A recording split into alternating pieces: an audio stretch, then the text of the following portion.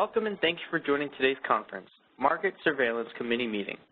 Before we begin, please ensure you've opened the chat panel by using the associated icon located at the bottom of your screen. If you require technical assistance, please send a chat to the event producer. All audio lines have been muted until the Q&A portion of the call. As we move to Q&A, please press #2 on your telephone keypad to enter the question queue. You'll hear a notification when your line is unmuted. At that time, please state your name and location, then your question. Once again, pressing #2 will indicate that you wish to ask a question. If you'd like to ask a question through the chat, please select all panelists from the drop-down menu in the chat panel, enter your question in the message box provided, and send. As a reminder, this conference is being recorded. And with that, I'll turn the call over to Dr. Benjamin Hobbs, Chair of the Market Surveillance Committee. Okay, thank you, Ethan. Welcome to the first of 3 MSC meetings that we're having this month virtually. I'm very sorry that I'm not in California, can't join you. But at any rate, brace yourselves, get yourselves comfortable in your flip-flops and bunny slippers because we have 2 very important agenda items today. FERC Order 831 in the afternoon and ESDR 4 in the morning. But prior to then, first let me start by introducing the other folks from the MSC and the ISO on the call.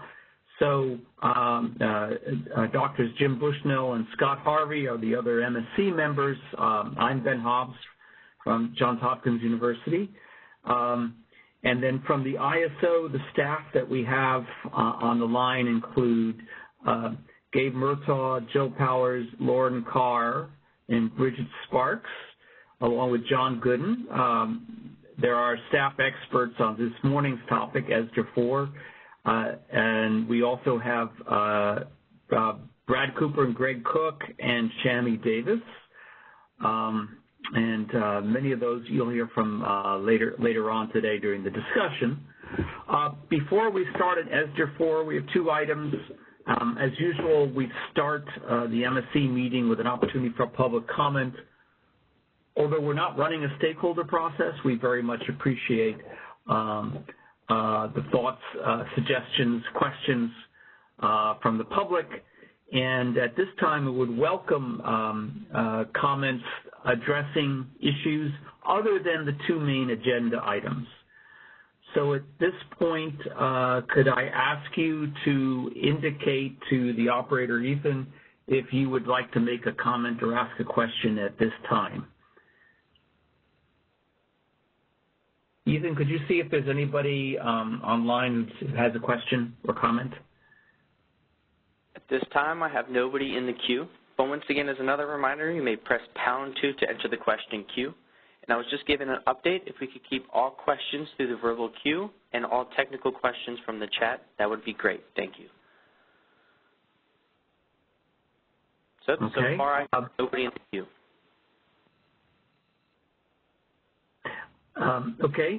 If there are no public comments at this time, we will proceed. The next item is to make a decision about the general session minutes for the March 13th web call of the general meeting of the Market Surveillance Committee. And Jim and Scott, I think you've gotten a copy of the minutes and had a chance to review them, hopefully. I'll entertain a motion for accepting the minutes. I move to accept the minutes. Scott Harvey seconds the motion. Okay. Dr. Bushnell moved and Dr. Harvey seconded that the minutes be accepted. Any discussion, corrections, additions to those before we vote? Not from no. me. Okay. Jim, you vote? Yes. Scott? Yes. Okay, and I vote yes. So the general session minutes from March 13th, 2020 have been adopted by the MSC, and we can now proceed to the ESDR 4 discussion. And we're privileged to have not 1, not 2, not 3, but 4 of the staff members from the Infrastructure and Regulatory Policy Division, including Jill Powers, who is Infrastructure and Regulatory Policy Manager, Gabe Murtaugh, who is the Senior Policy Developer, Lauren Carr, an Infrastructure and Regulatory Policy Specialist, and finally, Bridget Sparks, who's an Infrastructure and Policy Developer. And we will have a presentation by them. That will be followed by a presentation by one of the MSC members, Scott Harvey, on some storage economics and optimization. Okay, so who will be presenting? Actually, I think first, is that Gabe? It's actually going to be Jill to give a couple introductory slides before Gabe gets into his material. So thank you very much, Ben, for that introduction and for really, recognizing the team that has changed since the inception of ESDR 4 policy development, but we're moving steadily forward to the development of a draft final proposal, which we will be publishing on the 20th of this month. So thank you for that introduction, and just wanted to mention that this is the fourth in a series of initiatives on policy development specific to enhancing participation of energy storage and distributed energy resources. So we can move on to the next slide to introduce ESDR 4. Next slide. So this particular initiative includes proposals that are very heavily focused on energy storage and a very small proposal for demand response. And it includes the first item topic, which is applying market power mitigation to energy storage resources. We're also introducing a proposal for an end-of-hour state of charge parameter for the non-generating resource model. And then the third item is the establishment of a new parameter to better reflect demand response resource operational characteristics. And there are a couple other items that we will not be discussing today, but are included within the proposal. And one of them is the vetting of the qualification and operational processes for variable output demand response resource, as well as another proposal that is very focused on our non-generating resource model, the ability to streamline the market participation agreements that are currently required for them to make it a little bit easier to obtain those agreements. Right now there's multiple agreements required, and we're going to streamline it down to one. Okay, next slide, please. So just as a little bit of background in terms of the foundation of some of the proposals, reasonings for the foundation of the proposals that we'll be going over today. Today there are a few storage resources interconnected to the grid, but we know that there are many more that are on the way. Within this year, we see capacity from energy storage that will more than double with July interconnection of a specific 250 megawatt project. We anticipate, through what we're seeing within our interconnection queue, several thousand megawatts coming online in the next few years. And as indicated here, this is in response to the ISO and CPUC's call for procurement of the additional 3,300 megawatts of resource adequacy resources by 2023 to replace those scheduled for retirement. So in order to get ahead of this wave, the ESDR 4 proposals will have this greater emphasis on developing the tools and capabilities to enhance energy storage, provisions of services in the ISO market. Considering the markets were designed for gas resources, this is one of the reasons why we need to think about accommodating the unique capabilities and constraints of the energy storage resources. And additionally, one of the big items, and one of the items that Dave will be discussing in more detail, The current market participation model utilized by these resources, the non-generating resource, NGR, does not currently apply market power mitigation to storage. So that is a big item within the ESDR 4 initiative that we will be making proposals within. So with that, I'll move the conversation to Gabe's initial setup of storage and the ISO markets, and then roll that into discussion on the default energy bid proposal for energy storage. Then we will have Bridget speaking about the end of our state of charge parameter for non-generating resources. And then that will conclude, if we have time, with the maximum daily energy parameter for demand response that we will end with. So with that, we can move to the next slide, and I'll turn it over to Gabe. Well, thank you very much, Jill, and thank you for the introduction. I appreciate that. And it's great to be here in front of the Market Surveillance Committee. We appreciate the feedback that you guys provide to us. And good morning, of course, to everyone on the phone who's participating in this phone call as well. This morning I actually woke up, as I do many Fridays, and read through Gary Ackerman's newsletter. And what did I find there but Professor Hobbs is delivering a scathing review of a note from an article that was in the Wall Street Journal a few days ago. This got me thinking and, frankly, very nervous that if he could do that to comment for a Wall Street Journal article, what he might say about this proposal. Seriously, though, we really do appreciate, thank you. Seriously, though, we really do appreciate the MSC's input on these issues. We have had some discussions sort of in the background prior to this meeting with the MSC on these issues, and I think already they've sort of helped to shape our thinking about some of these topics. And even for things that we don't necessarily put into this version of our ESDR initiative, as we gain experience with storage resources actually operating on our market, we will very likely want to improve the models that we have for those resources. And starting to think about those questions right now and how we might do that is critical as we move forward.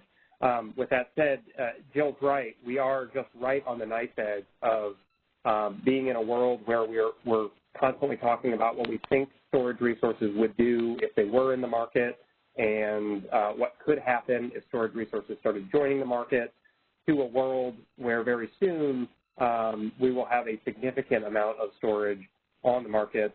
As Jill said, we are anticipating a few hundred megawatts joining this year, and then we are likely to have, given our latest interconnection numbers, 20-plus resources on the system with 1,500 plus megawatts of storage capacity by the end of 2021.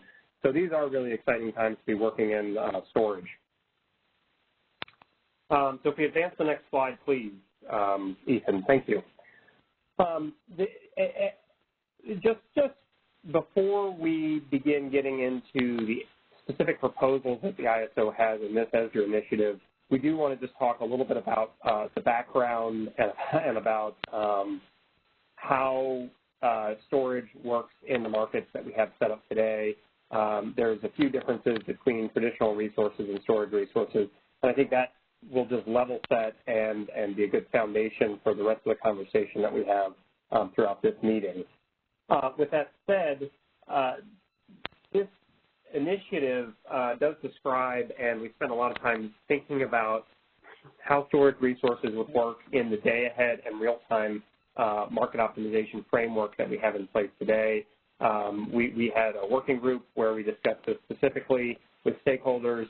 We've also spent a fair amount of time in our stakeholder meetings and spilled a fair amount of ink discussing this in our workshop papers as well.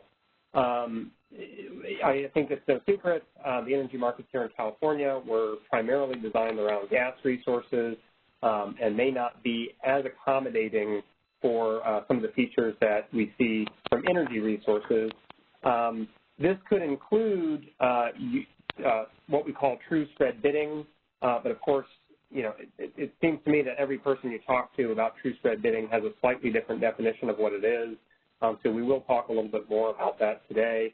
But essentially, when we're thinking about spread bids, we're thinking about the price you might receive when you buy your energy compared to the price you would get paid when you sell that energy back to the grid. We define that as the spread of the bid, or the difference between the price you would buy energy at or the price you would sell energy at. Some other features that we've heard from stakeholders is that, gee, they'd really like a bid that changes with battery cycles. So as the resource runs more during the day, it actually does move more megawatt hours through the resource.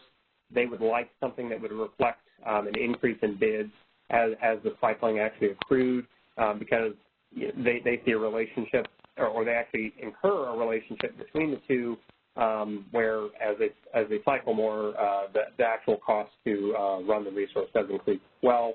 Similarly, we've heard similar arguments about state of charge, and specifically here, the storage community has really been advocating for, instead of bid parameters where you bid pairs of megawatt and price quantities, maybe something more appropriate to batteries would be state of charge and price quantities. So if the battery was very close to fully charged, maybe it wouldn't mind taking prices that were greater than $30 or $35 or something.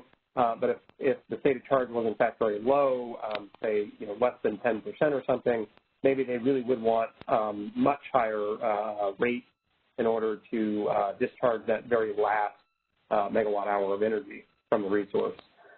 We don't, just for full disclosure, we don't have any of these tools today precisely.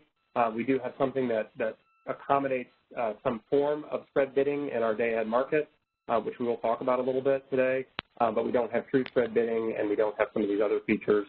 We've also sort of asked the MSC in some of our private meetings to sort of think about, if we were designing a market with storage resources in mind, how might we go about redesigning that market and think more, a little bit more broadly than just given our current real-time and day-ahead market constructs, how can we fit storage resources into those constructs, those kinds of questions.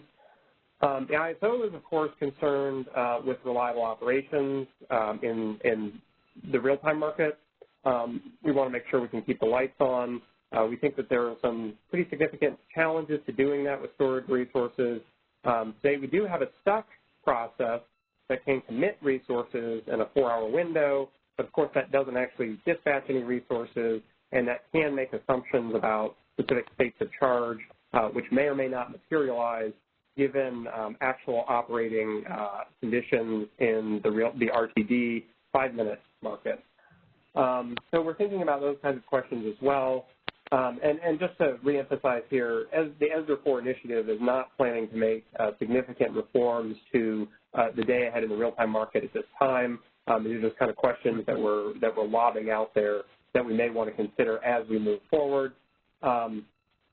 We don't have a whole lot of storage resources on the system today, but as we get more resources on the system and we understand better how these resources work with our markets, we might be able to better inform some of these questions and think about the market construct that could potentially work best for them. So we will obviously be continuing to focus on this future. So Ethan, if you could advance to slide 6, please. Bids for storage resources, the way we're envisioning them right now with the resources that will be coming into the market over the next few years would work very similarly to the bid construct that we have today for the gas resources and other non-generating resources that we have on our market. Essentially, they do have the ability to bid in capacity to discharge their resource. They have the ability to bid in capacity to charge their resource. And like I said, they have some functionality in the day-ahead market to sort of utilize spread bids to some degree. So I just did a very simple example here of a plus or minus 12 megawatt storage resource. So what this means is the resource could charge anywhere from 0 megawatts to 12 megawatts during any specific interval that it gets dispatched for, and then it could also discharge anywhere from 0 megawatts up to positive 12 megawatts. So in this scale on the bottom of the slide, the right-hand side represents discharging to the battery, and the left side represents charging to the battery. The discharge portion of the curve is, so we can envision this as a bid curve for the resource. The discharge portion of the curve represents that essentially the storage resource would prefer to charge anytime prices are less than $20 per megawatt hour, and it would prefer to discharge or provide energy to the grid anytime prices are greater than $50 per hour. In this very simple example, I'm not assuming anything about, I'm assuming that round-trip efficiencies are 100%, so we're not losing energy by virtue of charging it and storing it in the battery or anything like that, just to make a very simplified example. So essentially what this bid curve says is that this resource is willing to take a $30 price spread on energy that's stored and then sold in the market at later times as well. And the day-ahead market, as well as the real-time market, does track the state of charge for these resources. And for many of the resources that we have on the grid today and that we're planning to integrate on the grid over the next few years will be 4 hours in duration. So what that means is if it's a plus or minus 12 megawatt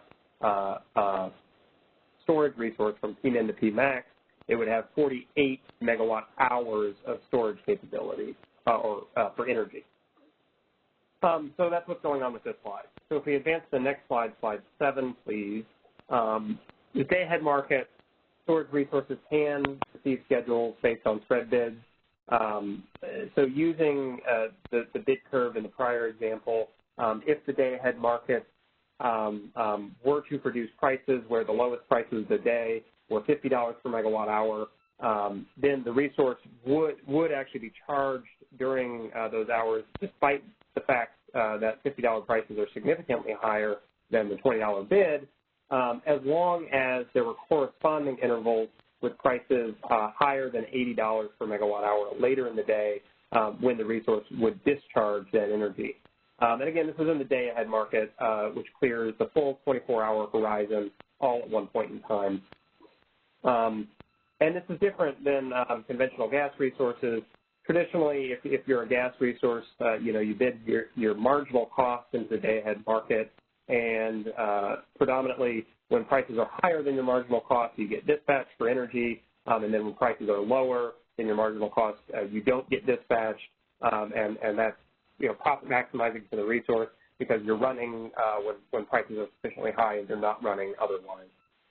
This also works out fairly well for the gas resources in the real-time market, because in the real-time market, if you bid that same marginal cost in and prices don't materialize, they're lower than they were in the day-ahead market and you were scheduled in the day-ahead market, you actually make additional incremental revenue by continuing to follow your dispatch instructions, which might be to not run in the real-time market.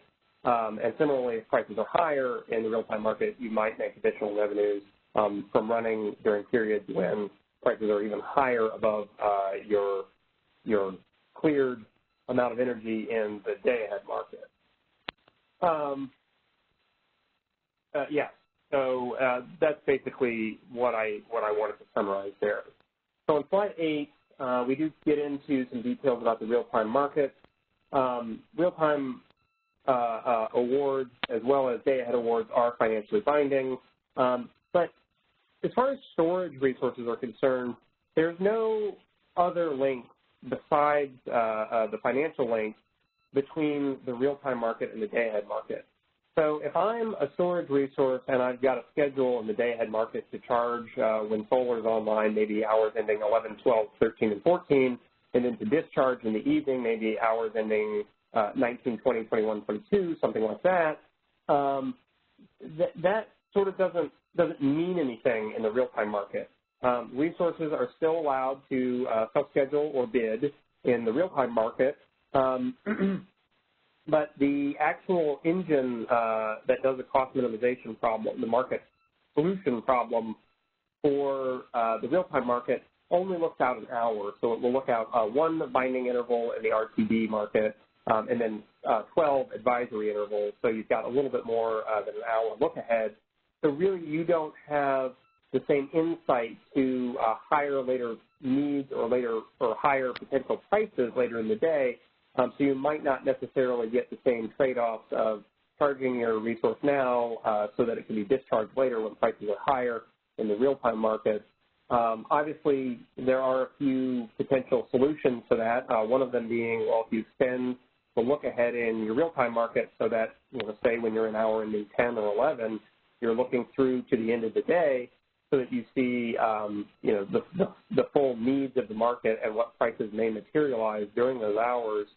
You could potentially optimize a solution in the real-time market as well. Of course, with just an hour look ahead, that may not be the case. And I think, just for full disclosure, doing something like that where we do extend the real-time market by significant length could be quite a technological burden for our team of developers here at the ISO. With that said, the real-time market does observe spread bids, but like I said, the horizon that we look over is very short, so you may not actually see the ability to exercise those spread bids, and you may not get discharged the same as you would in the day-ahead market for storage resources. And just that also could potentially, the way that the bids work in the real-time market could also potentially introduce some headaches, particularly if there's high advisory prices and you're making a decision right now about what to do in a binding interval. You might charge a resource even though prices are particularly high in the binding interval.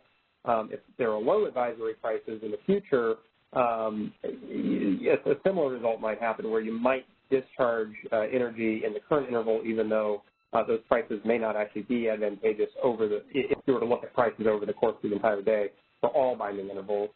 Prices in the binding intervals are not necessarily, prices in the advisory intervals are not necessarily realized. So this is a small typo here. It should say advisory intervals. But those future prices aren't necessarily realized even though you may be dispatched on those advisory intervals in the real-time market. This is one other thing that can cause some complications. So I just have two more slides here to get through, and then I'll pause for questions. But some additional notes on market functionality for energy storage resources. If you would advance the next slide, please, Ethan. Thank you.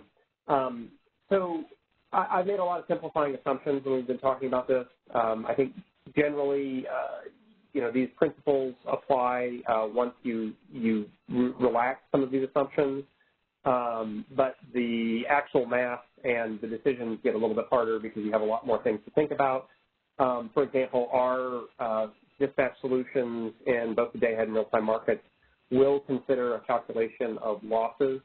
So those will be included. And those are, when I say losses, I mean round-trip efficiencies for the battery to store energy and discharge at a later time. So, for example, if I have, a lot of these lithium-ion storage resources sort of cite round-trip efficiencies between, say, below 80% to maybe 90% efficiency. So if I do have an 85% efficient resource, essentially if I charge 10 megawatt hours in the battery, I'm able to discharge 8.5 megawatt hours at a later time. And, particularly our day-ahead model will encapsulate these prices when it's making decisions to dispatch the resource and charge or discharge the resource. Another important note is that resources today are co-optimized between energy and ancillary services. So just like other resources, storage resources have the ability to bid both a bid curve for their energy available to the market, and they can bid for ancillary services as well, and they can get accepted awards for either or both of those products in the real-time and the day-ahead market. With that said, it does also complicate the decisions for which one to pick. And what we've seen from a lot of, and we do show a slide in our ESDR 4 paper on this, but essentially what we see is that a lot of the resources that are on our system today are opting or are getting selected for ancillary services rather than moving energy between those low and high price periods of the day. We suspect that the trade-off between, maintaining your resource because you're incurring less wear and tear and the ability to provide additional resource adequacy over a longer period of time outweighs sort of the cost of running your resource and actually incurring the wear and tear from moving energy from one period of time to another. Of course, those assumptions may not be true when we get a lot of storage on the system because with more supply in the ancillary service market, likely to drive down prices there, making energy look more attractive for these resources. Additionally, bids and spreads can potentially change from hour to hour. There's no requirement that a resource sort of, make one bid and that's the bid that's set for all hours of the day. They could potentially have one bid like the one we described earlier for one specific hour or a set of hours during the day, and then that bid could be radically different during other hours of the day. Of course, those bids would impact when the resources were actually dispatched and discharged, but it does make, if you're thinking about a solution in the day-ahead space where you could potentially have changes on the bids during every hour, it does make the solution a little bit more challenging to get at. And then just one additional note about stuck. Stuck does not directly influence real-time dispatch instructions for any resources on the grid, but it can have indirect influences. So stuck is the short-term unit commitment tool that the ISO uses to ensure that we will have enough resources on the grid to be able to meet needs. So by the fact, and it works 4 hours in advance of the real-time market. So by virtue of stuck turning on resources and making sure those resources are available for use, it could potentially drive down prices in the real-time market, but it doesn't actually do anything in the real-time market outside of what we've already discussed. And then finally, my final slide, if you could advance to slide 10, Ethan, just has to do with this question around storage resources. So this is sort of the problem that the ISO envisions in the future, where if we continue to retire gas resources from the system and we don't replace them with other sort of conventional 24/7 generation, we could sort of be in this space where, let's just say for this particular example, this is a load and net load curve from August 15, 2019, so one of the peak days from last year. If we just assume that at some point in the future we only had 35,000 megawatts of that 24/7, sort of dependable conventional generation, then and we had a similar amount of solar and wind on the system.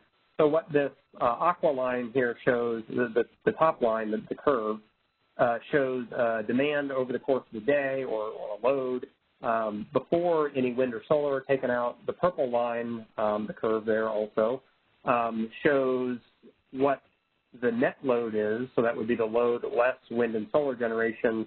And then the blue box that I've drawn on this graph indicates our 24/7 generation, which could serve 35,000 megawatts of that total need.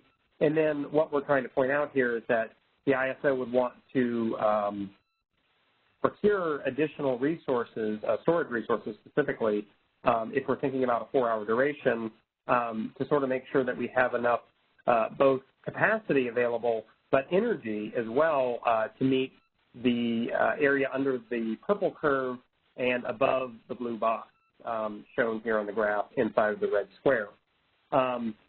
One of the concerns that we have is that, we may build the right amount of capacity. So in this graph, it looks like, the ISO would need several thousand megawatts in order to meet the needs of this particular day. But there's also a concern that we would need to get those resources charged sufficiently earlier in the day so that there would be enough energy inside of the batteries to discharge later in the day. And, of course, that could sort of be, we can imagine scenarios where prior to those peak net load hours, prices may actually be very high on the grid because those are our peak ramping hours when sort of our gas fleet is taxed at its maximum. Prices certainly could spike during those hours, and if they do and we see storage resources sort of chasing those price spikes, they may not be sufficiently charged for hours later in the day. So with that, I'll pause and we'll take questions on the background of storage resources. Alrighty, once again, if you'd like to ask a question, please press #2 on your telephone keypad. Once again, once you ask a question, please state your name, location, and then question. So this is Ben. Thank you, Gabe. Let me just first check to see whether anybody from the MSC has a question for the staff. This is Scott Harvey. Gabe, one question going back to slide 9 on stuck. The storage resources and other resources right now stuck's looking out 4 hours, and resources can change their offers within that period, right?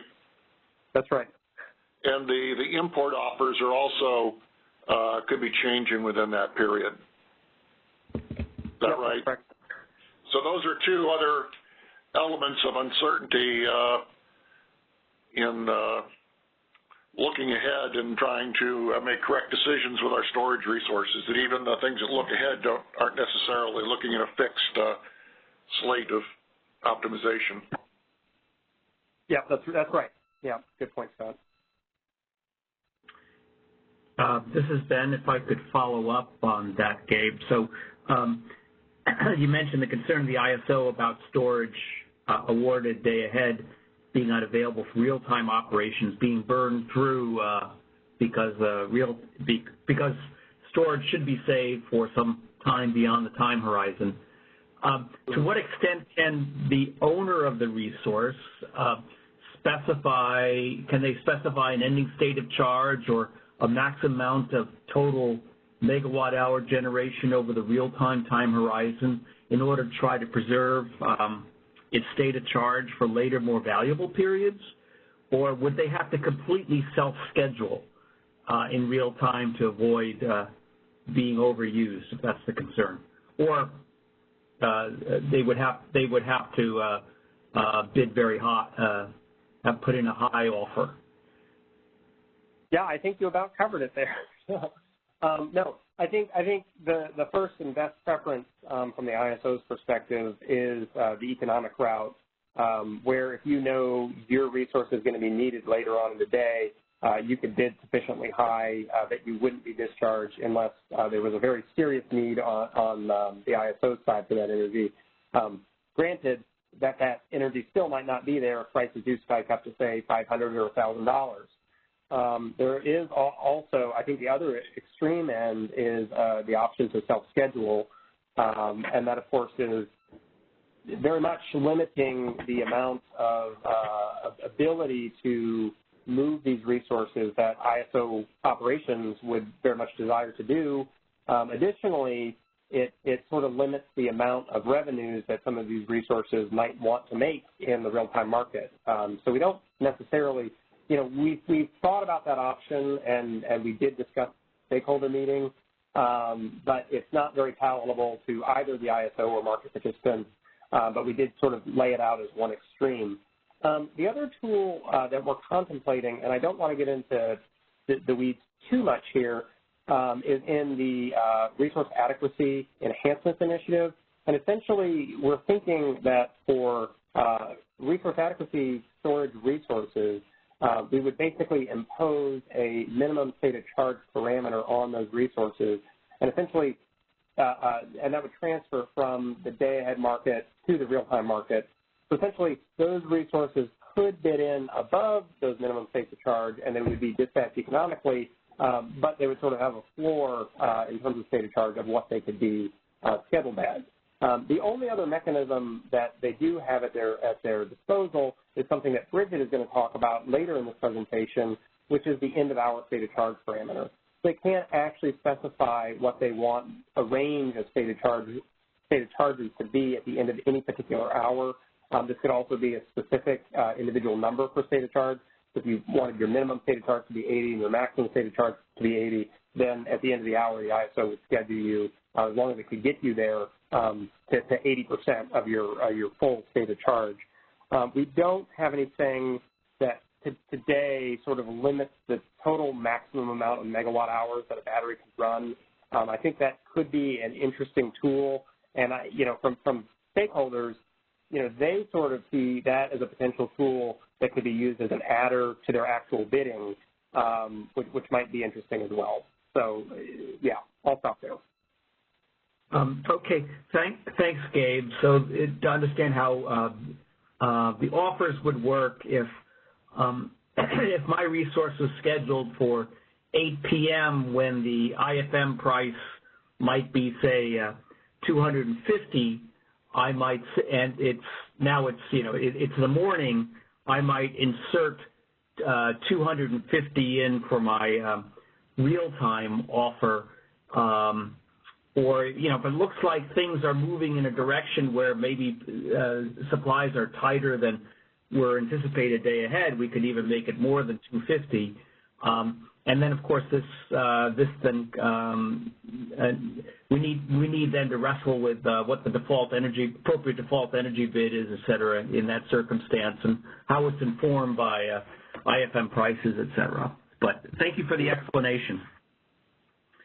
The other thing I would just put out there is that, you might be, a lot of the notions that we've heard from folks who might actually be operating these resources is that, you might have lower bids in the morning hours when if prices did spike up, you'd be able to discharge your battery, and then you'd still have plenty of time to recharge later in the day as long as you have some state of charge. We've heard that thinking a lot as well. Right. That could be optimal.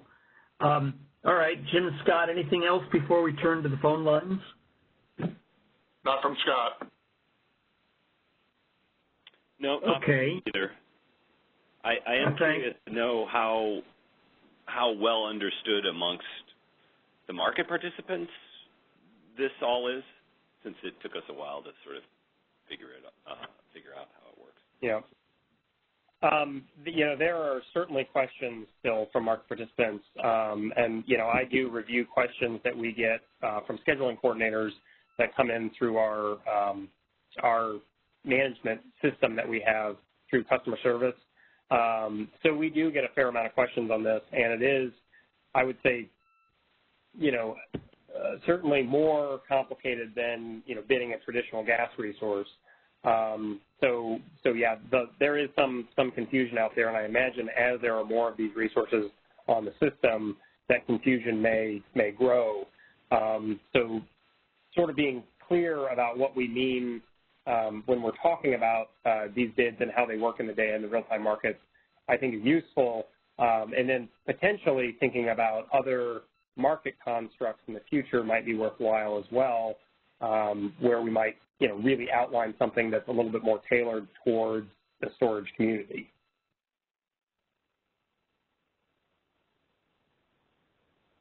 Okay, thank you. Ethan, operator, could you see if anybody's on the phone lines? Yes, we have one person in the queue as of now, and just another reminder, pressing #2 will place you into the question queue. I'll start with our first caller. You have been unmuted. Please go ahead. Good morning, everyone. Hi, Gabe. This is Sergio Dueñas from the California Energy Storage Alliance, CISA.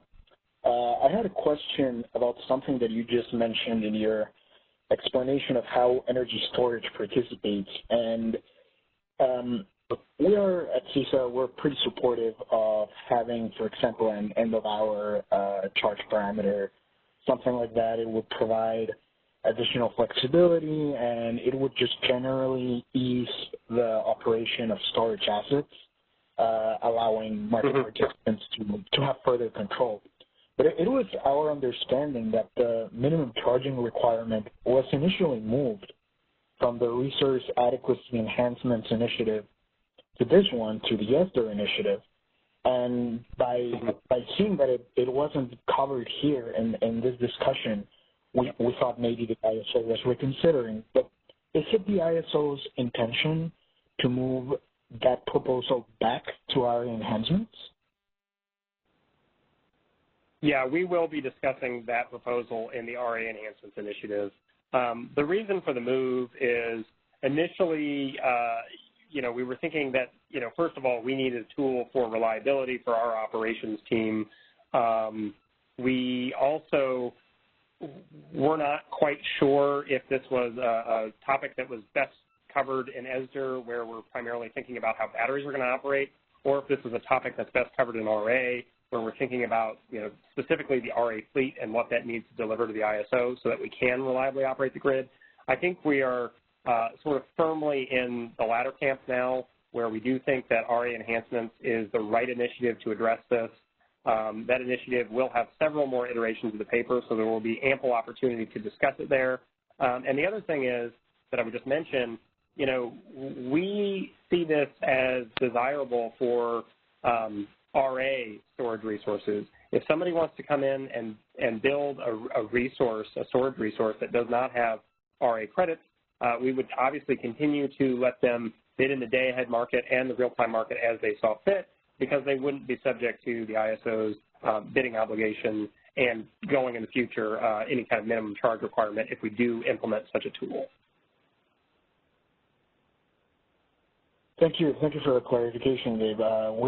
We'll be participating actively in the RA enhancements proceeding to try to exemplify our ideas on why an NCR would have serious ramifications in the storage market. We think it could greatly hinder procurement of storage and its ability to provide flexibility and ramping capacity, particularly in the hours where the grid is more stressed. But we welcome the opportunity to talk more about that in that forum. Thank you. Yeah, we appreciate you guys being involved, so we look forward to that conversation. Thanks. Okay, All right, thank you. Another question in queue. Good. All right, caller, you are unmuted. Please go ahead. This is Beverly Burton, Southern California Edison. There is some discussion here within the slides about spread bids. And I'd like to have a clarification in light of the presentation that I saw from Scott R. Harvey that is to be presented, if he chooses to present. What definition of spread bidding is being used? Because so far, the ISO has been using intra-hour spreads. And when you use intra-hour spreads, you run up against the challenge of when prices change and you have a reversal in the relationship between the charge and the discharge prices. What is even more I would like to point out is that within the optimization environment, the resource is only in one mode.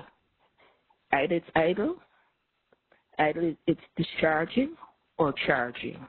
And therefore, if you calculate an intra-hour spread, you are more likely to come up with the incorrect decision if the offer prices change across the operating hours of the day. Yeah.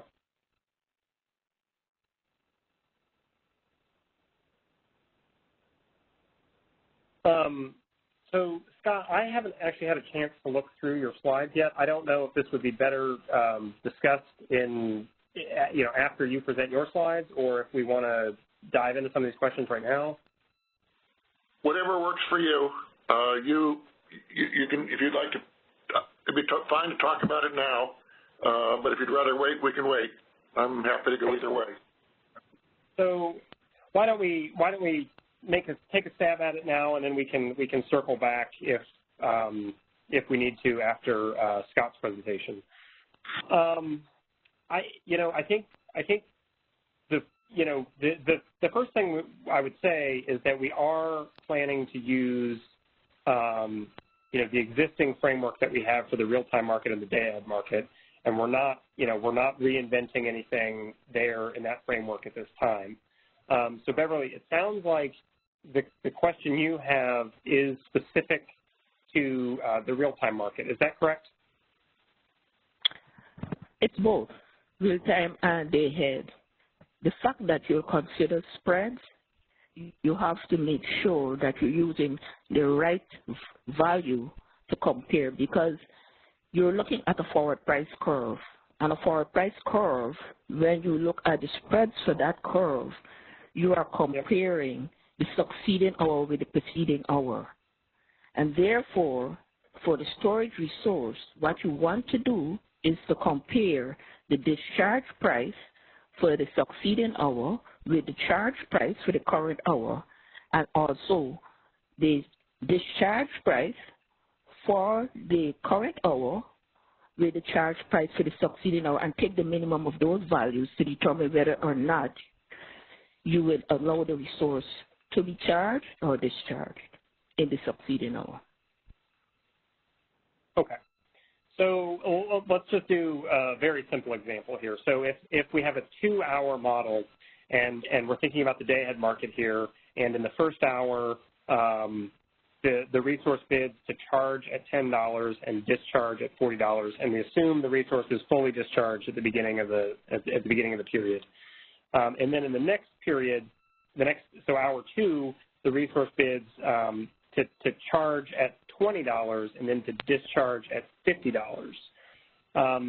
So it sounds like to me that your concern is that if I schedule the resource to charge in the first hour and then to discharge in the second hour, we would be looking at the difference between the charge price in the first hour and the discharge price in the second hour, not the first hour, to determine That's true. the spread.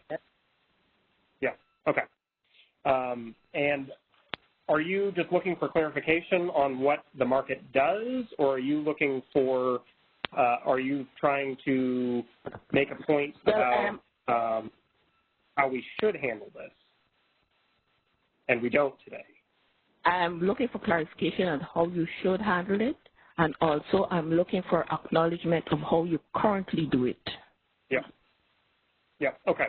I would feel more comfortable handing that question over to Scott, who's looked at, or some of the members of the MSC, who's looked at some of the profit maximizing models that George has put together. Maybe walking through this. Maybe it does make sense to do Scott's presentation. Yeah. As part of. Yeah, although my presentation may not be going to Beverly's question, mine is more about the way that my observations are more about the way the CAISO is actually applying the spread in the optimization. But Beverly seems to be asking what happens if you've got different bids over the course of the day in the day-ahead market. And I don't. That isn't a question we raised with George, so I'm not. I can't give an accurate answer to that. It's a good question. I should have asked George that, but I don't know the answer. I understand the question. I will forward that to George Angelides, who will have an answer for us. And I can share that with you, and I'll share that with the members of the MSC as well, and we can have a discussion from there if that would be acceptable.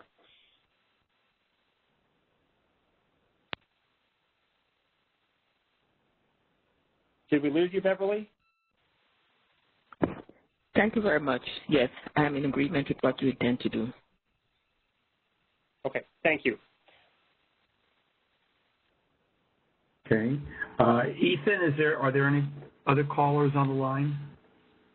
We have no further questions in queue at this time. Okay, thank you. Okay, I think we can carry on, and Gabe.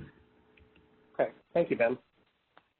So we'll move on to, I think, slide 12. Ethan, if you would. One more, please. Thank you.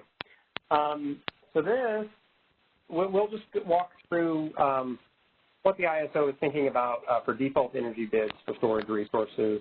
I would just put out there that similar to the bidding structure for storage resources, we're not planning to reinvent market power mitigation at this time.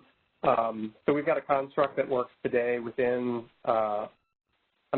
we've got a proposal that works within the construct of what we have for market power mitigation today in place in the market. which isn't to say that there might not be better ways of actually performing mitigation on particular resources, thinking about storage in particular in the future.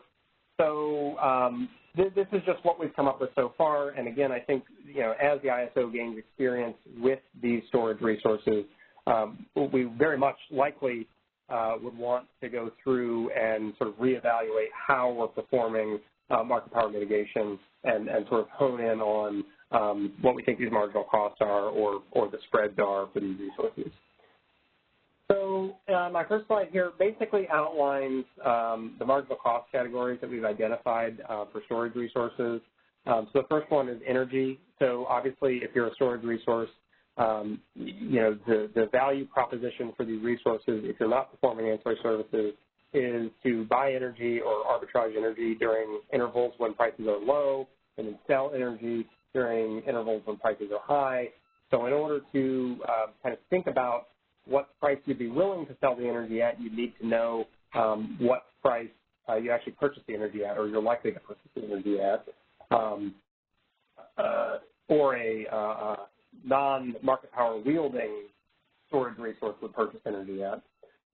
We consider losses as well. As I mentioned, we already have a model that incorporates this, so we to some extent get this for free, but we do have a model that incorporates round-trip efficiency losses, so we can include that in our model for calculating default energy bids as well.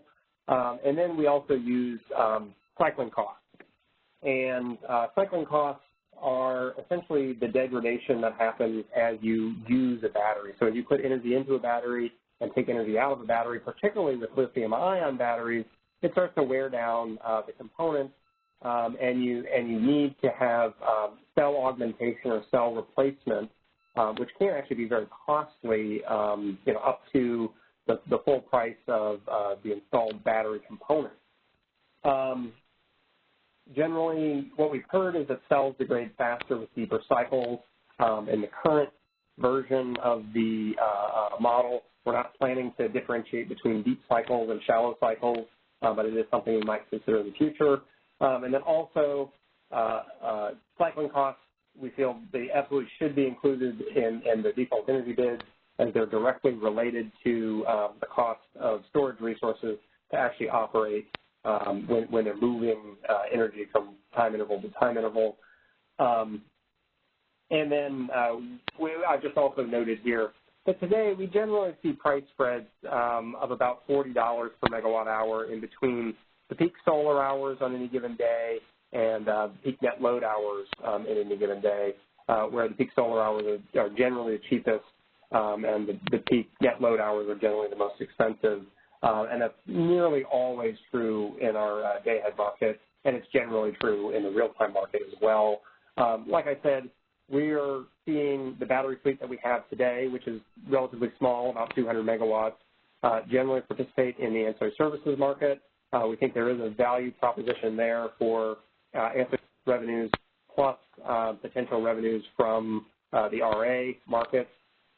Versus the potential revenues from the energy markets, which does put wear and tear on the resources and has a cost associated with it or a greater cost associated with it, and the potential resource adequacy payments that they could receive doing that.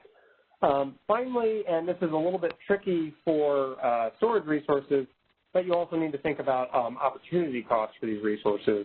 Obviously, if you have a 4-hour storage resource and the resource is in the money, so it's planned to charge for 4 hours during the lowest prices of the day and discharge for 4 hours during the highest prices of the day, and really not do any sort of charging and discharging in between. So prices are constantly increasing, which is generally true of the ISO market. Then, of course, if the 4 peak hours were priced at $100 each, you wouldn't want to discharge in the hour before those 4 peak hours, even if the prices were as high as, say, $95 or something. Because if you did produce and generate at the $95 prices, you would forego the $100 at a later interval when you could have made positive revenue there. So we do want to incorporate these opportunity costs, or at least think about incorporating these opportunity costs in the default energy bid. So Ethan, if we could advance the next slide, please. Here we have our specification of what the default energy bid we think should look like. Essentially, for an hour when mitigation would be applied, we would use the maximum of either what we expect the cost, the marginal cost for the resource to operate would be, which is a term on the left-hand side inside of the maximization, and we compare that to the opportunity costs that face that resource. The calculation for the marginal cost would be the energy cost divided by the round-trip efficiencies. So again, that might be anywhere from 0.8 to 0.9 for some of the lithium-ion resources that we envision coming on the market in the next few years. And then in addition to that, we'd add on the cycling cost. We've sort of thought a little bit about the cycling costs, and we've thought about ways the ISO could actually model the cycling costs. There's a lot of very specific costs that are calculated based on things like chemical degradation, and they have a lot of terms in them, and they can be very complicated and cumbersome, and frankly, they may not even be feasible to implement within the market construct that we have. So essentially at this time, what we were thinking about doing is sort of collecting what an upper bound on cycling costs would be from these resources as they join our market to establish their default energy bid and this component of their default energy bid, and that's how that would work. And then finally, as with most of our default energy bids that we calculate here at the ISO, we understand that actual market results could be variable compared to what we expect market results to be. So we add on an additional 10% adder as sort of a buffer against some of that variability, and that sort of completes our calculation. So if we advance to slide 14, please. We initially had, as I mentioned, a much more complicated approach to come up with cycling costs for these resources.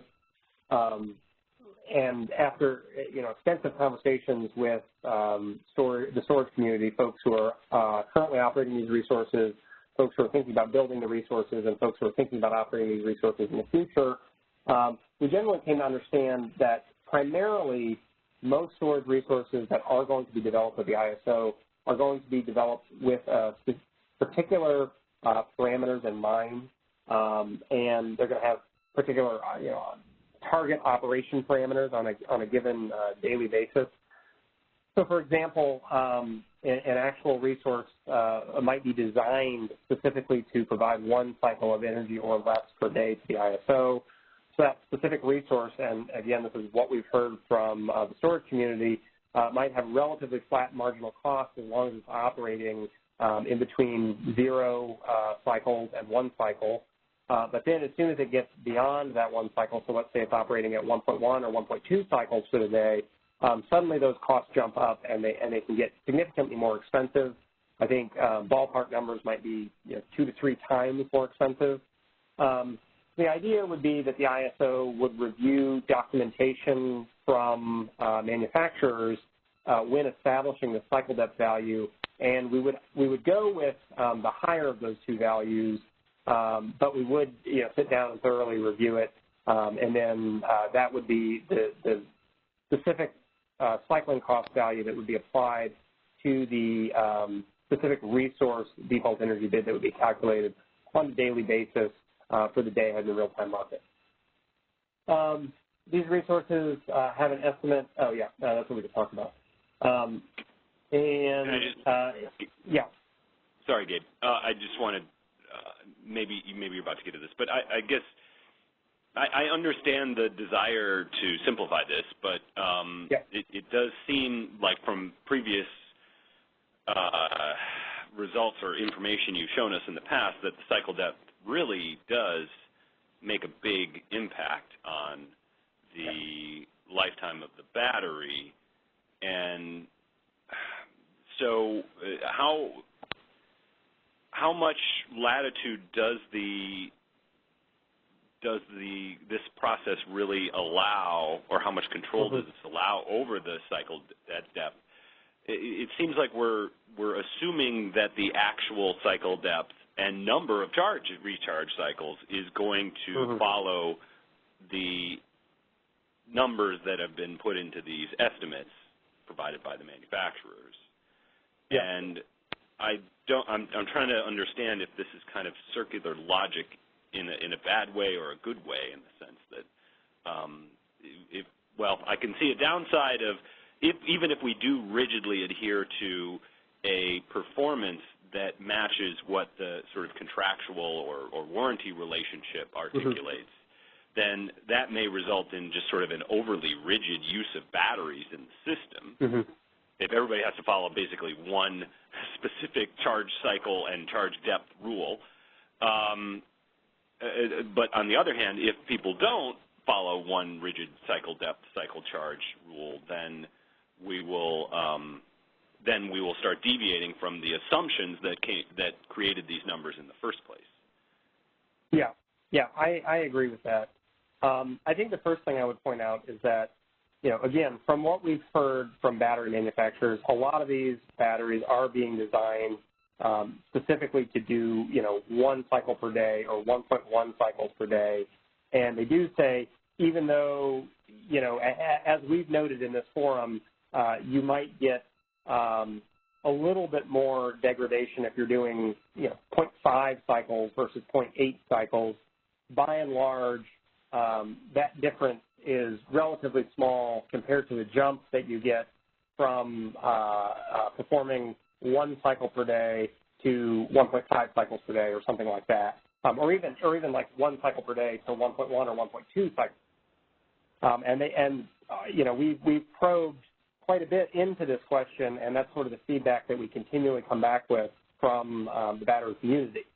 Now, I think there could be some differences between, some of the academic literature that's out there, which, takes into consideration batteries that are used for automobiles. It takes into consideration some utility scale batteries where they do show a much greater impact on cycle depth on a given day. But I think for the utility grade batteries that we're planning to install here in California, those may be a smaller effect than what we had originally anticipated from some of the literature that's out there. Or at least maybe that's a risk that is tolerable for some of the manufacturers or operators in the future. I would also say, that we've done, a little bit of analysis on sort of, if a resource were to bid in, just a discharge portion of their bid curve during all intervals, and if we assumed like a cycle depth was something like $20 per megawatt hour, and we assumed like a 0.85 round trip efficiency, then, basically the default, and we, of course, applied an opportunity cost, then the default energy bid would have these resources running at a level that would be less than the 4 hours that they were designed to do, and that primarily has to do with, higher or the lowest prices of the day, the prices you would have to pay to charge the resources during the summer months would actually be so high that you wouldn't get a sufficient return after the round-trip efficiencies to be able to make that back later on in the day, and you'd only run, perhaps a couple of hours a day instead of the full 4 hours. So we think that, a profit-maximizing storage resource that did want to participate in the energy market, because that's what it was sort of designed to do, and there may not be as much revenues in the ancillary service market, would sort of find their true marginal cost, and we would expect to see them bidding those into the market. And I think we could, over time, learn from what those bids were and hopefully sort of ratchet in this default energy bid and be a little bit more specific in the future. I don't know if that helps at all. Yeah, I guess I'm trying to think through if reality differs from the assumptions that are the basis for the numbers you will eventually use. Does that give more latitude or less to an operator who might actually want to do things differently or experience different costs? And so I think that's something to keep in mind. I think at this point we probably would prefer to give them that latitude. Yeah, I think the construct we have here is fairly generous in that regard because we are thinking, not about that first cycle, but about the 1+ cycles that these resources, the costs that those resources might incur from doing that operation. So I think we're being generous in that regard. And again, doing some of the analysis with a, sort of a reasonable ballpark number for perhaps a resource that's operating in that first cycle, we're still seeing that they're not, running the amount of intervals we would expect them to run if they were bidding in at those costs wouldn't be overly burdensome or taxing for those resources. So we do think that there's a sufficient amount of latitude for this being the first cut of a default energy bid. Thanks. Yeah. No, I think that's a great question. Thank you, Jim.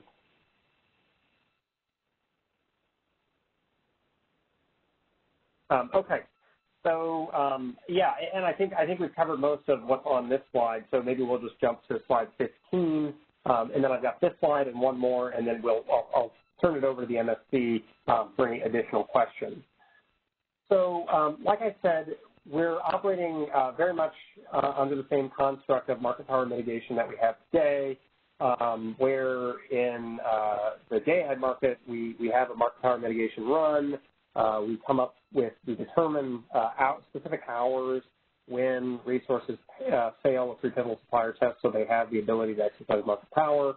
And then after that, and we've identified those specific hours, we replace the bids during those hours with the default energy bids, and then we sort of get the picture that's happening here on slide 15 for the difference between the initial run of the day-ahead market and the final run of the day-ahead market, where we actually get our schedules that go to market resources, which would include storage in the future. I think one thing to note is that market power mitigation generally lowers bids for resources. It doesn't ever increase bids for resources. And lowering bids, of course, generally indicates that schedules either increase or they stay the same from the schedules. There can be some odd things that happen that occasionally schedules go down, but generally it increases schedules for the resources that are mitigated. So if we take a specific example, perhaps this is a storage resource, an example storage resource that perhaps is trying to exert market power. Let's just suppose they know that they're needed and they're in some local area. So they bid in $500 for the upper portion of the resource, which they feel really confident that they'll clear at. They do, in fact, get cleared in the first run of the day-ahead market, and they get a schedule for 100 megawatts at $500, but they also fail the three-pivotal supplier test.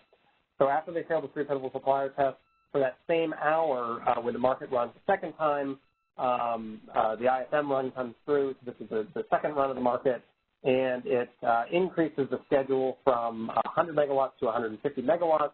At the same time, the bids are lowered. Instead of a $500 bid, the market power mitigation lowers the bids from 500 down to 65, which is the default energy bid that's calculated by the ISO for the discharge portion of the battery, and it doesn't apply to the left-hand side. I just noted here, the resource could also be bidding in some portion of the resource below that default energy bid that's calculated. That portion that's below the default energy bid wouldn't get mitigated, which is standard for our market power mitigation tools today. So we've got an IFM run solution where the resource is discharging 150 megawatts at $65 per megawatt hour.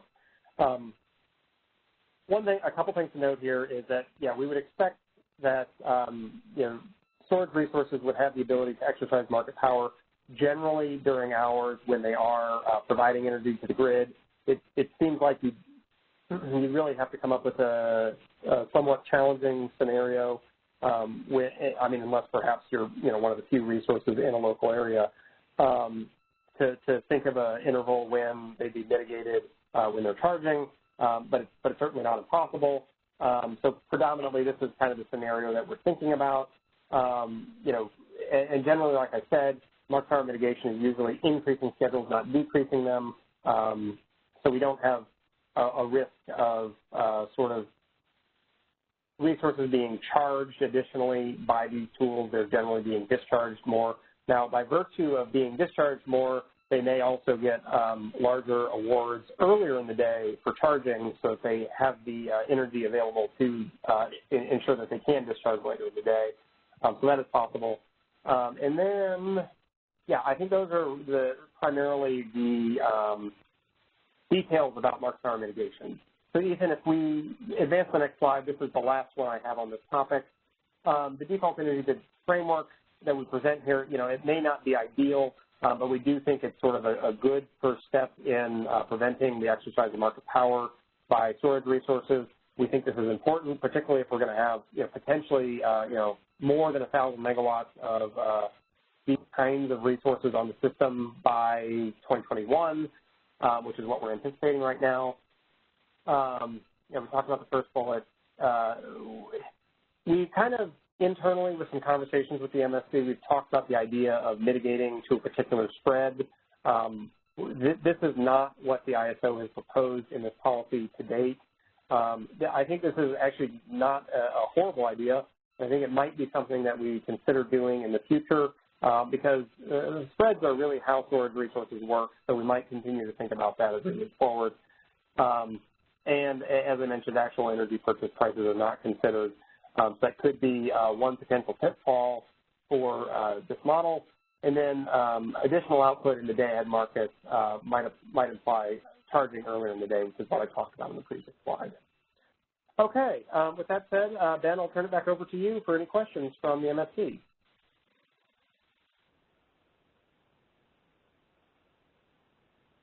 Okay, thank you. And let's see, Jim or Scott, got anything to add before we turn it to the phone lines? No, not at this point. Let's talk a little bit about how this is going to work. And Gabe, you mentioned back at the beginning that they were going to use an energy price. And if we think about the day-ahead market, we've talked about this amongst ourselves. There's energy prices in the day-ahead market, but if we plug in a price from somewhere else and say we're going to discharge you at this price,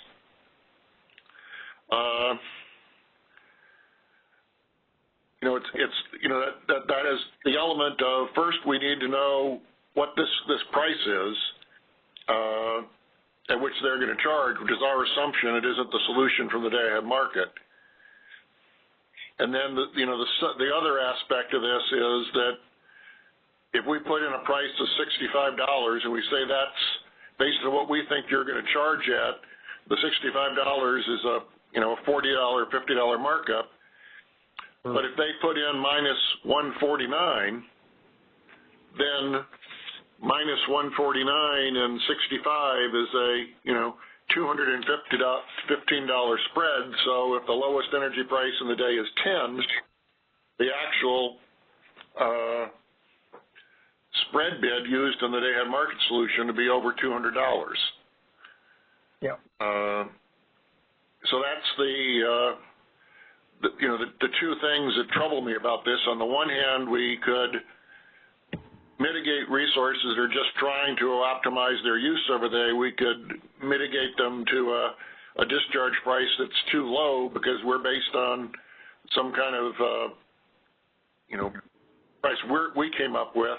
And on the other hand, if it were somebody really trying to exercise market power, it seems like we leave it open for them to do it by putting in a very low charge bid. Yeah. So, I think those are both good comments. So just for everybody on the phone, in the initial proposal, we had a calculation for, how the ISO could potentially estimate what day-ahead market prices were. At the time, we didn't think it was possible to use the day-ahead market prices that were generated in the actual day-ahead market runs. But in talking with our folks in technology, they think that this is possible. So I think the suggestion that you're making to actually use the realized day-ahead market prices or potentially market prices from the first pass of the day-ahead market we think that would be a great improvement, and we are planning to include that in the next version of our paper. So I think that's you know, a step forward that we've made on this with the MS help already. I do agree with you. You know, while this doesn't eliminate a resource's ability to exercise market power, because exactly like you say, they could bid in, you know, at negative 150 and get dispatched at 50, and they're still able to sort of make $200 difference between what they're buying energy at and selling energy at, and that would sort of check all the boxes for the ISO in terms of market power mitigation. It does go part of the way. You know, it doesn't allow resources to bid negative 150 to $1,000 and the ISO pay them $1,150. So at least we've got, you know, a good step in the right direction. The other thing that I would add is that, you know, this sort of market manipulation and sort of gaming of the market still would be, you know, actionable by our Department of Market Monitoring. We have internal monitors as well to the ISO who would be reviewing these bids and be sort of looking out for this kind of behavior. So I think if we did, you know, see, you know, and of course we'd have the documentation from these storage resources. So if we saw documentation from storage resources that says, hey, gee, mostly my energy costs $30 to move from 1 hour to another hour, and we noticed that they had market prices, you know, would generally clear at $20, and they're, you know, holding the ISO hostage for negative $150 when they're charging, I think that would be something that would definitely be a red flag for DMM, and they could potentially follow up, well, I would imagine first with the resources, just to try to figure out what they're doing, and then second, if that didn't cause any changes in behavior, with FERC, where, of course, the fines can be steep for that kind of behavior.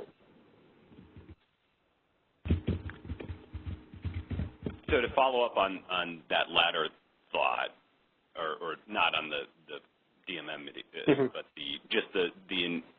the charging market power kind of concern. My understanding from our discussions then is that the actual information you would need to implement something like that is present. The issue is that it would be a change in paradigm for mitigation, where you would be imposing mitigation in hours where the market is technically not, or it has no failure of, say, a 3-pivotal supply test. And that would be kind of at least, I'm not sure how much of a software change it is, but it would definitely be a change in how we think about mitigation, in the sense of, in order to mitigate market power in, say, hour 20, we would end up having to apply mitigation in hour 12. And that's not something we've really thought about before. But from a technical standpoint, it seems like the pieces are present. You know, you would know, or you have the assumptions necessary to come up with what the round-trip costs would look to basically construct a spread kind of DEB. And if you can do this implemented within the day-ahead market, you would know the trajectory of 24-hour prices also that would be implied for that. So it does seem like it's more of a, I don't know, procedural or philosophical kind of set of barriers than it is a technical one. Yeah, I think the way you summarize that, Jim, is exactly correct. You know, I don't think the ISO is necessarily opposed to going down the road of sort of looking at a little bit more holistically how market power mitigation and the tools around it will work for storage resources. We just haven't done that work yet, and I think in the ESDR initiative, we're not really positioned to do that in this cut of the initiative. This is Scott. I just want to add that actually we already do that in the context of the day-ahead market. If you violate the market power test in an hour, we'll mitigate commitment costs all the way back. So it's, it's only the energy offers where the mitigation is limited to that hour. For startup costs and so forth, that could be a startup cost in a prior hour that would get mitigated, so that, you know, because of course the unit commitment, everything's linked together. So that's, you know, where things are linked like that, we already do apply mitigation outside the hour in which it's triggered. But yeah, I might look into that. Thanks, Scott.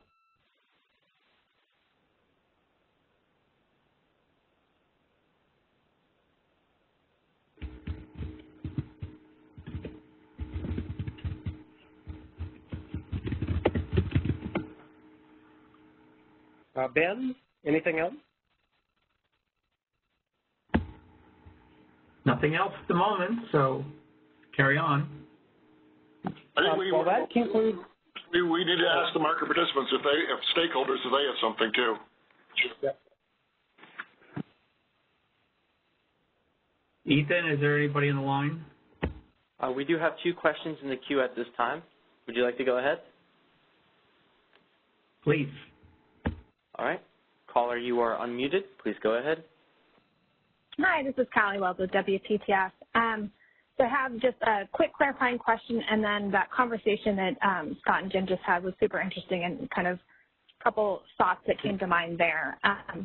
So my clarifying question is, am I understanding this correctly, that when you apply mitigation, you're proposing to only apply it on the discharge portion of the bid?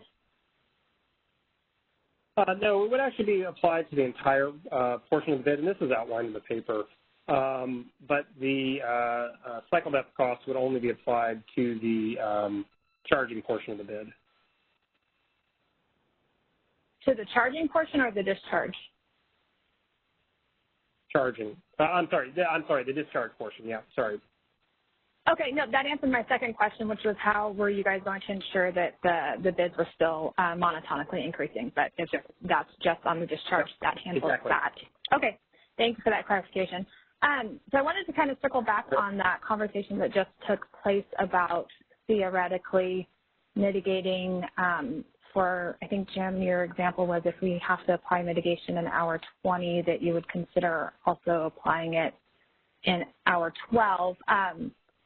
And I know this is a theoretical question, but how would, I guess the question came to mind is how would you pick which hour to also mitigate? If the mitigation was triggered in hour 20, how do you go back and pick, in your example, like hour 12?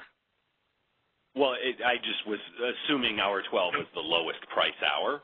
So the issue is that if you were, say, a storage unit that actually had a lot of market power in hour 20, then and you had a portfolio, then one way to make sure that you could exercise market power would be to just not charge, or to charge only halfway.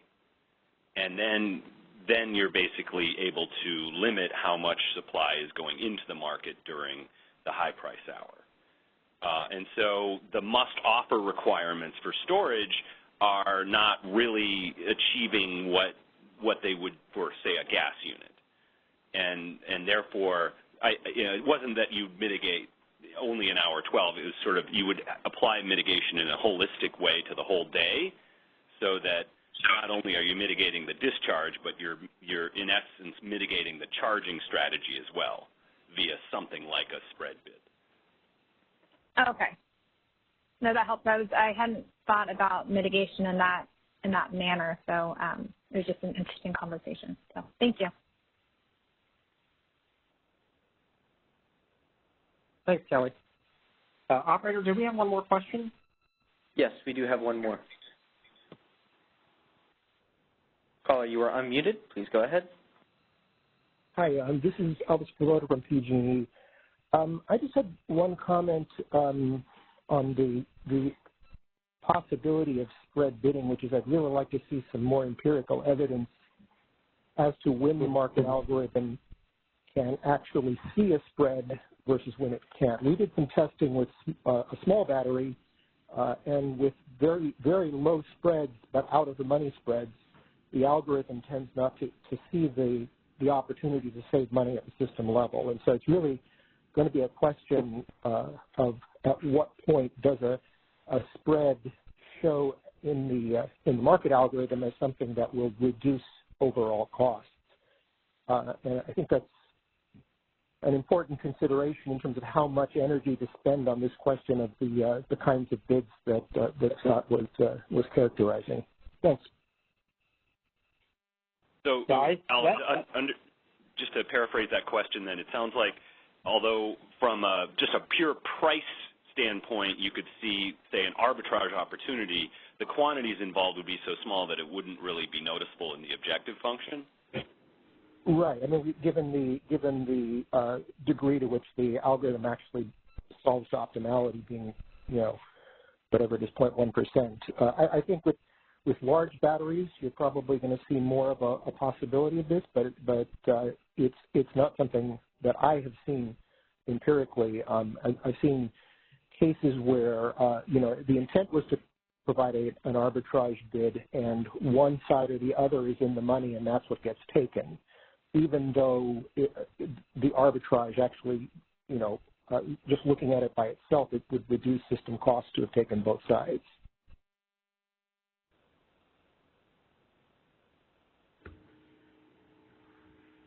So you're simply saying that we need spread bids, not that they don't work, but that when we just use the one-sided bids, it doesn't, because one end is okay, one end works and the other end doesn't. I think I saw some discussion and comments about that. Yeah. That seems to be implying that you do need these spread bids. That's what we tend to see. Yeah. Yeah.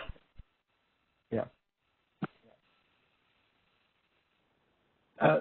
Part of the question is addressing what happens within the mixed integer programming gap when you're close to optimality, not quite.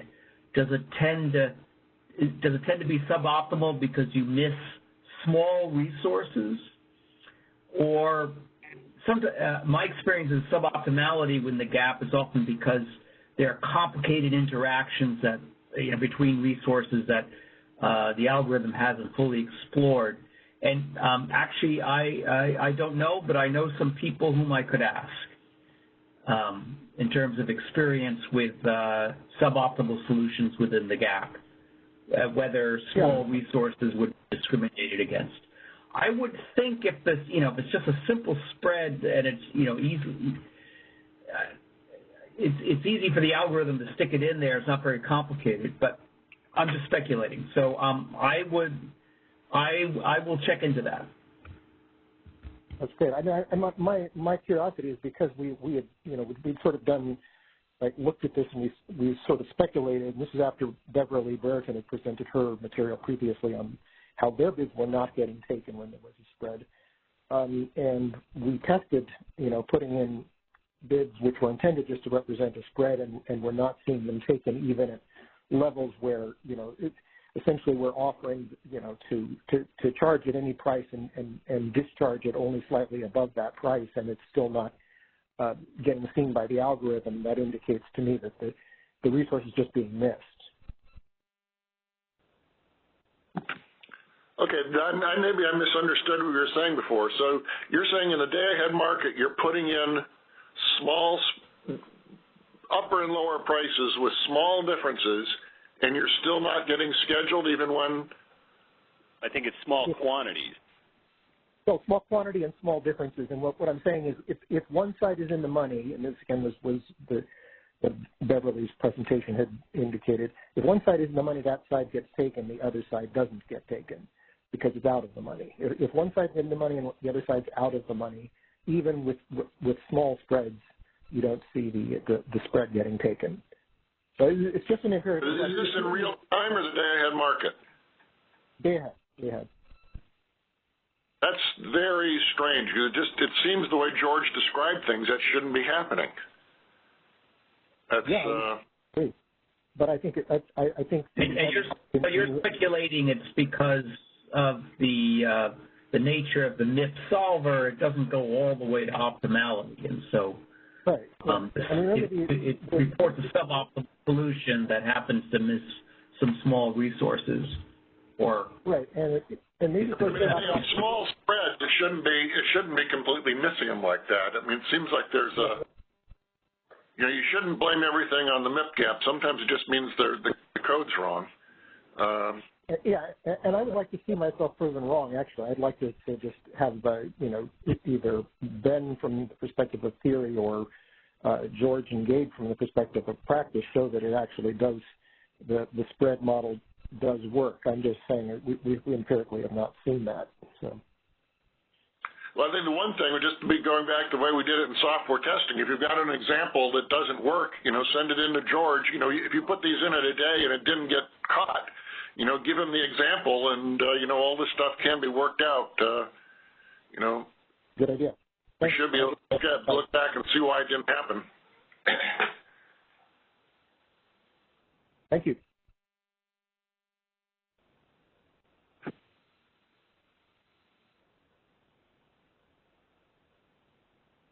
Okay, is that it, Ethan? Anybody else? Nope, we have no further questions in queue at this time. Okay. We're ready to go on to the next part. I think that's Bridget, right? Yes, thank you. So I'll be presenting on the end of hour state of charge. If you can move to the next slide, please. So we're proposing to include an optional parameter for storage using the NGR resource to manage their state of charge in real time. And so this enhancement to the real-time market will accept a state of charge values for future hours and constrain the storage output to meet those values. So this can be submitted as a megawatt range with a min and a max SOC, or if the scheduling coordinator wanted a specific value, they could set the min and the max to the same value to get an exact end of hour state of charge. And so this parameter will take precedence over economic outcomes in the market optimization. So this will ensure that regardless of if it's in the money to do so, that the resource will be charged or discharged dependent on what this parameter is. And so this provides flexibility for resources, so especially for things like storage a transmission asset that needs to ensure that they're charged up to meet a contingency event, or to make sure that they can serve load at those peak hours. They can use this to ensure that they're charged. And again, it provides more flexibility than use of a self-schedule to manage the state of charge, which is how resource owners do it today. But with this optional parameter, we are proposing changes to BCR that will be applicable to the operating hour in which that state of charge is met, and also the hour prior, which I'll explain a little bit on the next slide. So if you can advance the slides. So with this parameter, the optimization will be able to respect some other things going on. So in master file, resource owners can specify a minimum maximum continuous energy limit, and then they can also bid in an upper and lower charge limit.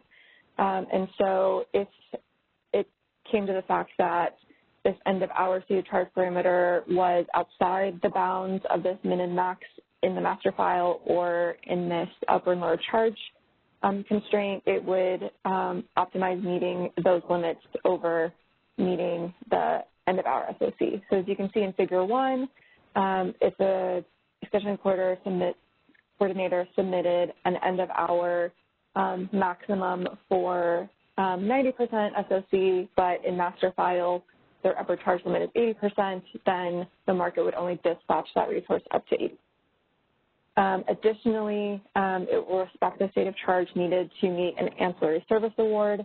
And so, as you can see in figure 2, if a resource owner submitted an end of hour minimum at 40%, that their awarded ancillary service award required a 50% SOC, the market would dispatch that resource below that 50% to ensure that the resource can meet its ancillary service award. Additionally, our operators will be able to exceptionally dispatch these resources, and that can override the end of hour SOC. So in that instance, the market can't necessarily ensure that this parameter will be met, and the equitable dispatch will be prioritized over this. Next slide.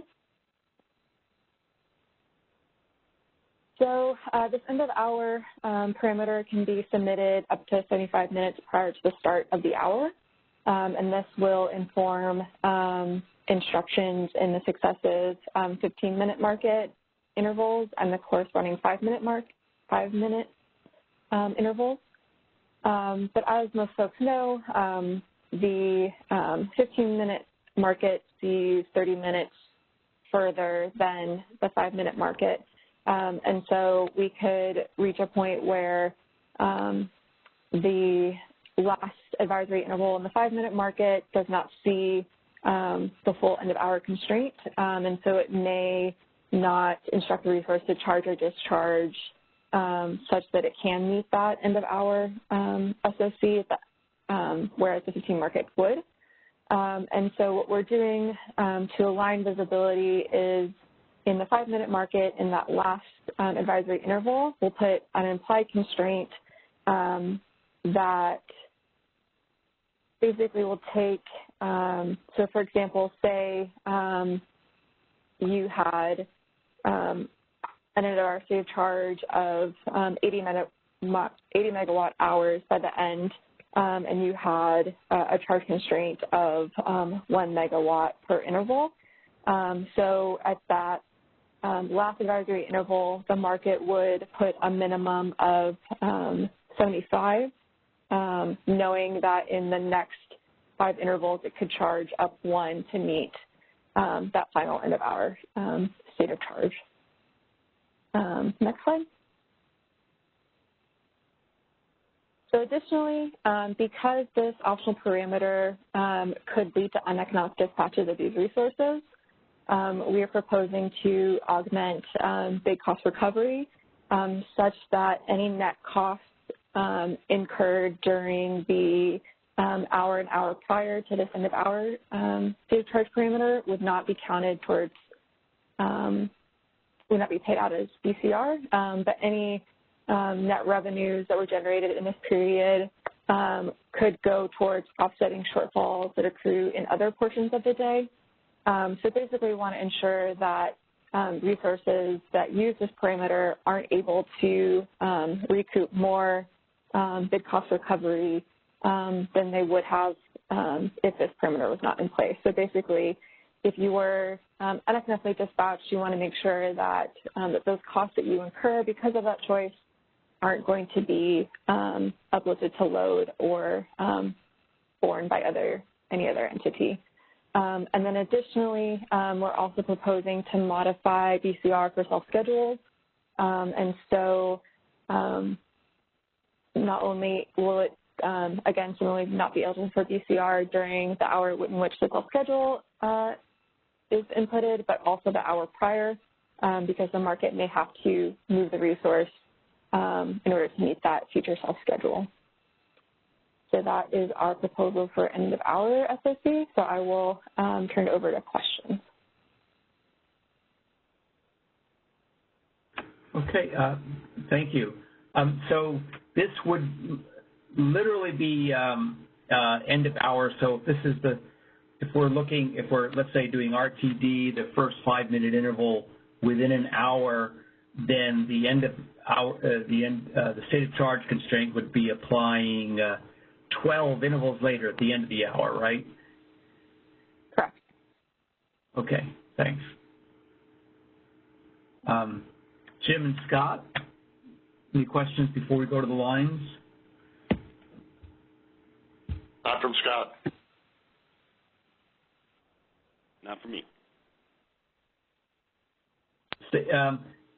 So a further question. So I'm going to guess that the rationale for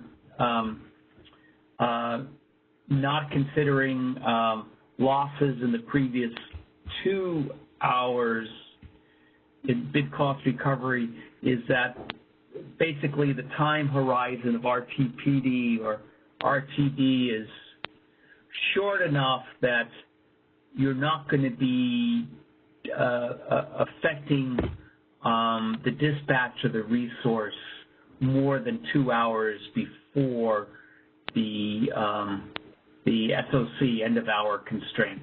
Is that basically the rationale? Yes. So if in the future the time horizon of the real-time markets is extended to more hours, then this could be changed from 2 hours to a greater number of hours. Yes, I believe so. Okay. Yeah. Okay. I agree. Ethan, is there anybody who would like to ask a question on the phone lines? As of now, I see nobody in the question queue, but once again, pressing #2 will indicate that you wish to ask a question. Would you like to give it a moment to see if anybody joins the queue? I think we've given enough. If there's nobody now, well, let's go ahead since we're almost at lunchtime. All right. There's still no one left in queue, so please proceed.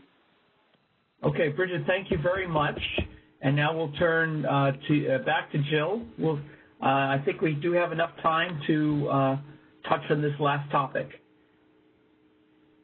Okay, great. I'm surprised we do have time. Okay, so this is our demand response topic item. It will impact the proxy demand resource and reliability demand resource market participation model.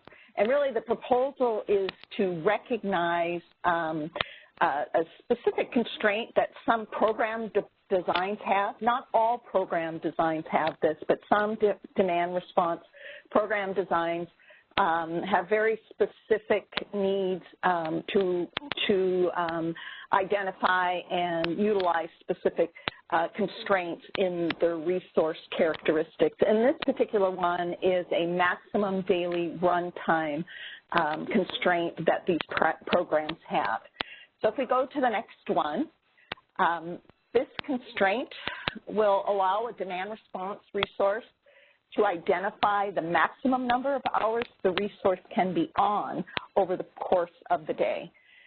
And it is an optional feature, an optional master file parameter, so it will not be a requirement for them to utilize.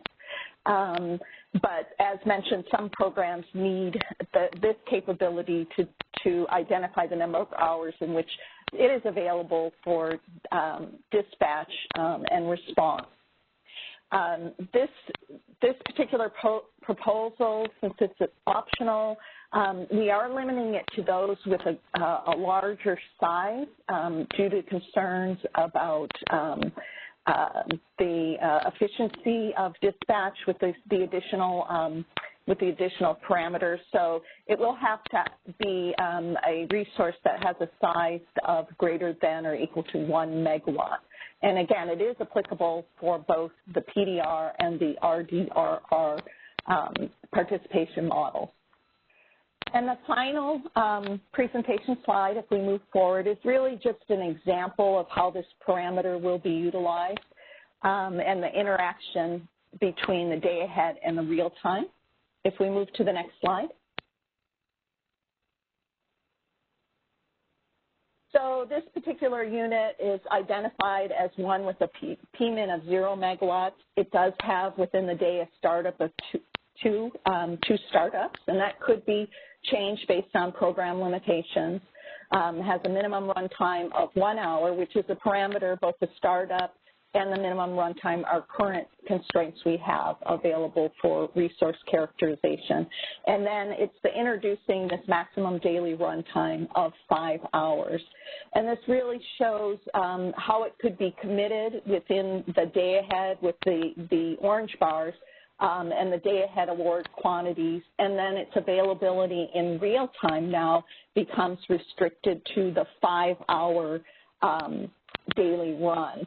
And it may be committed in day ahead, awarded in day ahead for 4 hours, and then in real time with the real time bid submission, then the dispatch for the full 5 hours. But it will constrain its availability in both those markets to that maximum runtime of 5 hours.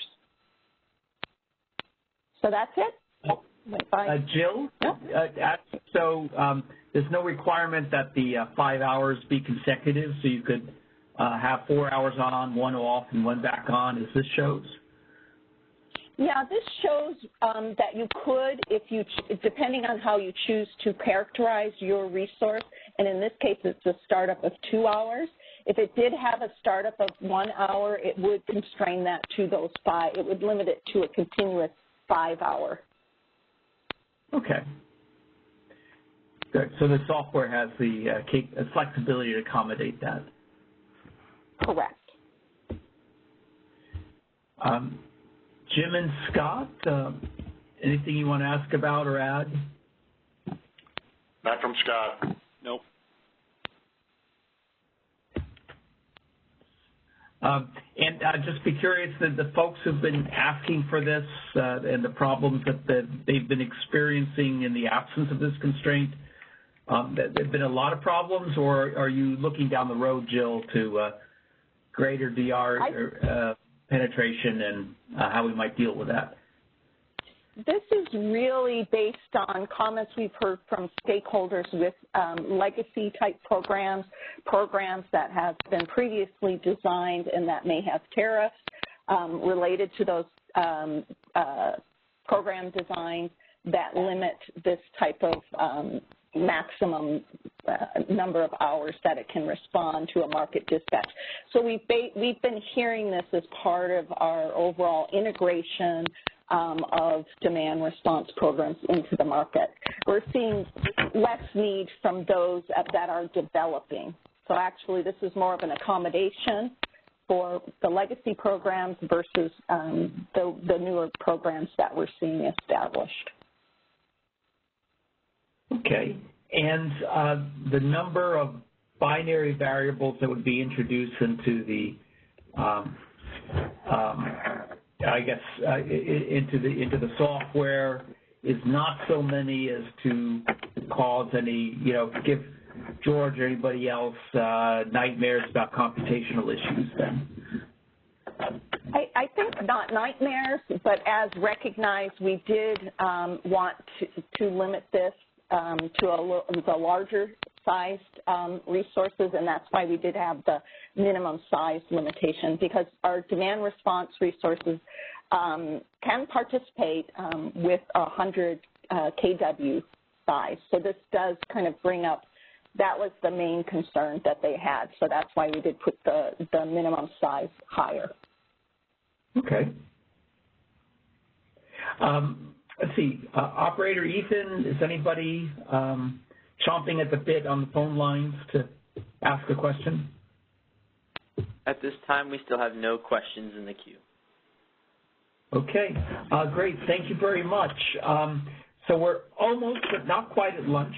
We have Scott Harvey has a handful of slides to kind of clarify how the market software, day-ahead market software, treats the bid offer spread on storage resources and what its implications are. So I would like to invite Scott to the virtual podium, and it's all yours. Okay, I'm virtually there. Why don't you skip ahead to slide 3? This is Scott Harvey.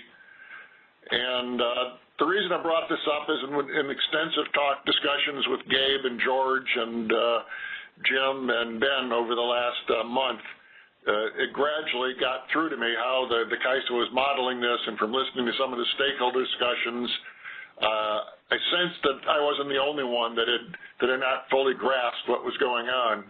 And I think it's relevant to understand this nuance as we talk about mitigation and how people bid in and how this works. And if you think about, just what's the margin from taking power, and I'm talking here about a cycle where you charge and then you discharge, and the margin is you get the sales price in the hour in which you discharge, but only the part that's not losses. So if you have 10% losses, you're going to get 90% of 1 megawatt, and then you net of the purchase price. So if you, but the quirky thing is that I realize that the way the objective function, not I guess a Freudian slip there, the way the objective function's working in calculating the value, the cost that it assigns to a cycle, it's actually multiplying the offer price times 1 minus the loss percentage less the bid price. So if you go to the next slide, you'll see what this means. If you have an offer price of 30 and a bid price of 0, and that's a spread of 30, right? So you'd think you'd be scheduled if the spread is more than $30.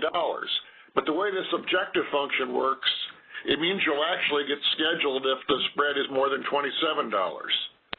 In example 2, if the losses were 25%, you get scheduled if the spread is more than $22.50. So we got to realize that this is going on in the way the objective function is set up, and market participants have to think about this when they're bidding, and us at the CAISO and the MSC, when we're thinking about all these designs for mitigation, we have to keep this in mind, that this is the way it's going to work, and we don't want to actually mitigate people down to a spread that's actually lower than their what we estimate their cycling costs at. So this isn't a very complicated point. It's a very simple point about the objective function, but it took a long time for me to figure this out, so I thought it was worth putting it out there so we all have it in mind, and maybe some of the market participants have some discussion. So I'll stop for now and see if there are any questions. Thank you, Scott. Let's see, I don't have any questions. Jim? No. Okay, so Ethan, you can check and see whether anybody's on the line. At this time, we still have nobody in the question queue. Okay, so Scott, thank you for those examples.